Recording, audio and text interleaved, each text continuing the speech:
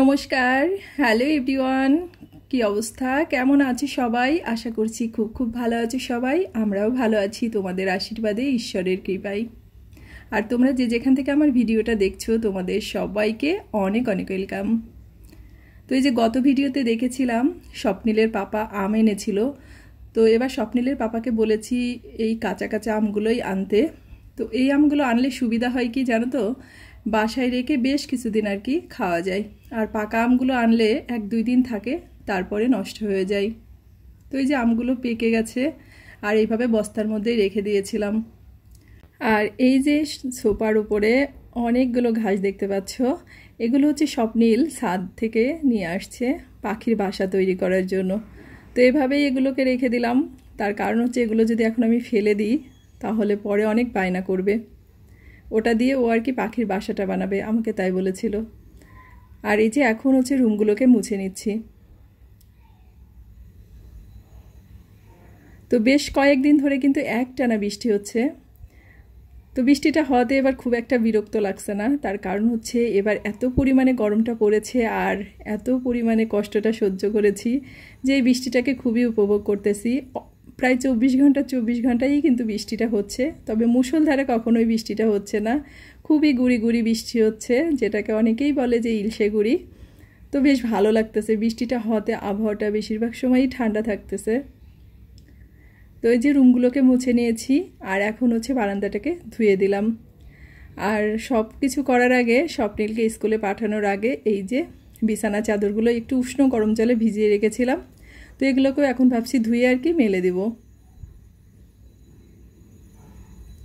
বেশ অনেকগুলো কাপড় চোপড় জড়ো হয়েছিল, আর এইভাবে গরম জলে ভিজিয়ে রাখলে কি হয়, খুব একটা কষ্ট হয় না। খানিকক্ষণ ভিজিয়ে রাখার পর জল দিয়ে ধুয়ে দিলেই কিন্তু বিছানার চাদরগুলো পরিষ্কার হয়ে যায়।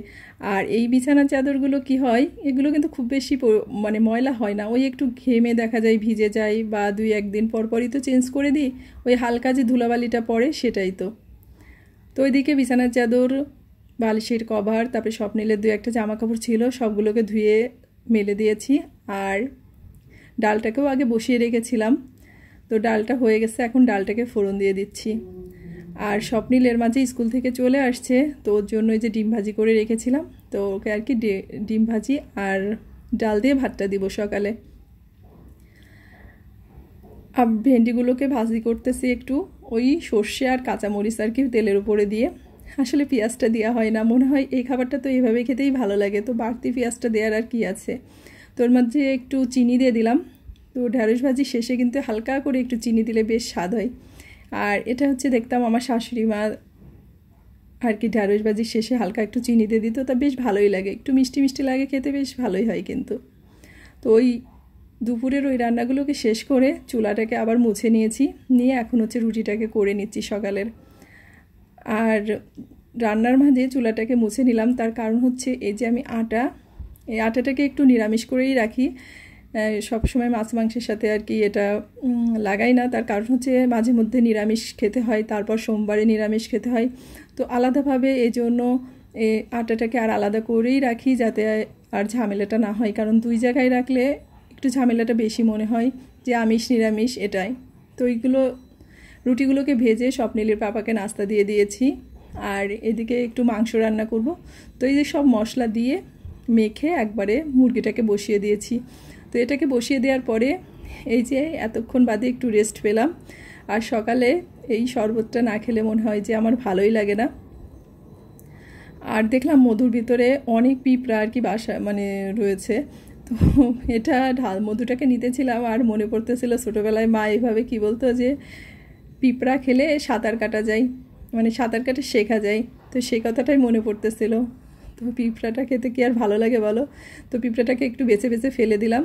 আর এই যে এখন এটাকে একটু খেয়ে নেব, খেয়ে রান্নাটাকে কমপ্লিট করে তারপর রান্নাঘরে তো অনেক কাজ থাকে তাই না রান্না বান্নার পরে, তো সেগুলোকে একবারে করে তারপর স্বপ্নিলকে পড়াতে যাব। আর একটা সুবিধা হয় কি, সকালবেলা ঘুম থেকে উঠলে এর কিন্তু সব দিক থেকেই সুবিধা। সংসারের সব কাজ একা হাতে যারা করে, আমার মতো হাউস ওয়াইফ আছে, তাদের একমাত্র উপায় হচ্ছে খুব সকালে আর কি ঘুম থেকে ওঠা, তাহলে সব কাজ সুন্দর করে গুছিয়ে করে দুপুরে অনেকটাই অবসর পাওয়া যায় কিন্তু। তো এদিকে হচ্ছে আমার মাংসটা পুরো কষে গেছে। তো আজকে আলুটাকে না ভাজিনি, এইভাবে ছিলেই আর কি মাংসের মধ্যে দিয়ে দিলাম মাংসটাকে কষানোর পরে। আর এখন একটু বেশ ভালো করে নাড়াচাড়া করে তারপর আর কি যতটা পরিমাণ ঝোল দিব সেটা দিয়ে আর কি ঢেকে দিব। তো আলুটা আমি বেশিরভাগ সময়ই ভেজে ভেজে দিই, তো আজকে আর কি আর ভেজে দিতে ইচ্ছে করলো না, এই কারণে এইভাবে কাঁচাটাকে দিয়ে দিলাম। তো যেটা বলতেছিলাম, আসলে এখন বেশ ভালো একটা অভ্যাস হয়েছে, সকালে সবারই কিন্তু ঘুম থেকে উঠতে ইচ্ছা করে না, বেশিরভাগ সবারই এই একই মতামত থাকে। কিন্তু স্বপ্নিল যখন স্কুলে পড়া শুরু করলো আর ওর হচ্ছে মর্নিং শিফটে যেহেতু ক্লাসটা পড়লো, তো একদিক থেকে আমার জন্য না খুব ভালো হয়েছে। ওর সাথে সাথে আমি 5টা সাড়ে 5টা বাজে ঘুম থেকে উঠে যাই, উঠে সকালে বাসি ঘরটার ঝাড়ু দিয়ে তারপরে ওকে রেডি করতে করতে 6টা সাড়ে 6টা বেজে যায়, আর ও সাড়ে 6টার দিকেই স্কুলে বেরিয়ে যায়। তো তখন থেকেই আমি আমার সংসারের কাজগুলোকে শুরু করে দিই। আর স্বপ্নিল স্কুল থেকে আসতে আসতেই দেখা যায় সব কাজগুলো আমার কমপ্লিট হয়ে যায়। আর যেহেতু দুপুরের দিকে গ্যাসটা থাকে না, তো এই কারণে আর কি সকালবেলা রান্নাটা করিনি। তো যাই হোক, ওইদিকে দুপুরে খাওয়া দাওয়াটা করে নিয়েছিলাম। আর এখন সন্ধ্যাবেলা যেহেতু বৃষ্টি হচ্ছে, আর বৃষ্টির মধ্যে কিন্তু একটু চপ মুড়ি খেতে ভালোই লাগে। তো স্বপ্নিলের পাপাকে বলেছিলাম যে একটু চপ বেগুনি এগুলো নিয়ে আসতে, তো আর কি নিয়ে আসছে।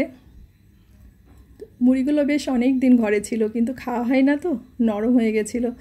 তো ভাবলাম যে আজকে একটু মুড়ি মাখা করি, তাই মুড়িটাকে হচ্ছে ভালো করে একটু কড়াইয়ে টেলে নিলাম। আর মুড়িটা না অনেক মশমশা হয়ে গেছিলো। তো চানাচুর দিয়েছি, পেঁয়াজ কুচি দিয়েছি, ধনেপাতা কুচি দিয়েছি, মানে যা যা লাগে মুড়ি মাখাতে সব কিছু দিয়ে এই যে সর্ষের তেল দিয়ে ভালো করে একটু মাখিয়ে নেব। আর একটা স্পেশাল জিনিস দিয়েছিলাম যেটার কথা আমি ভুলেই গিয়েছিলাম। তো স্বপ্নিল বলল, মা মাংসটা রান্না করেছে, একটু মাংসের ঝোলটা দাও, অনেক বেশি মজা লাগবে। তো আমি প্রথমে দিতে চেয়েছিলাম না, পরে মনে পড়লো যে বাইরে আমরা যে ঝালমুড়িটা খাই সেটার স্বাদটা কিন্তু ওই মশলার কারণেই হয়। তো অনেকেই বলে যে মাংসের মশলা দিয়ে ঝালমুড়িটাকে মাখাই, কিন্তু এটা কতটা সত্য বা মিথ্যা আমি জানি না। তবে আসলেই মাংসের ঝোলটা দেওয়ার পরে মুড়িটার স্বাদটা ঠিক অন্যরকম হয়ে গিয়েছিল। আর মুড়িটাকে মাখিয়ে নিয়ে চুলায় কিন্তু একটু চাও দিয়ে দিয়েছি। আসলে মুড়ি চানাচুরের সাথে একটু চা খেতে বেশ মজাই লাগে কিন্তু।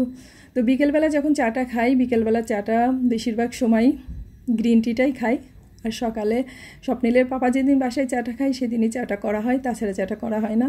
তো এই যে একটু গ্রিন টি বানিয়ে নিয়েছি। তো চার জলটাকে জাল দিতে দিতে বেশ অনেকটাই শুকিয়ে গিয়েছিল। তো সবারই অল্প অল্প পরিমাণে আর কি চাটা নিয়ে ভাগ করে নিলাম, আমি স্বপ্নিল আর ভাই আমাদের 3 জনের জন্য। তো সন্ধ্যাটা কিন্তু বেশ ভালোই জমে গিয়েছিল বৃষ্টির মধ্যে, চপ মুড়ি আর হচ্ছে একটু গ্রিন টির সাথে। তো যাই হোক, আজকের ভিডিওটা এ পর্যন্তই। আর তোমাদের যদি আমার ভিডিওটা কোথাও এতটুকু ভালো লেগে থাকে, অবশ্যই আমার চ্যানেলটাকে সাবস্ক্রাইব করে আমার পাশে থেকে আমাকে উৎসাহ দিও। যারা নতুন আছো, আজকেই প্রথম আমার ভিডিওটা দেখছো, ভালো থেকো সবাই।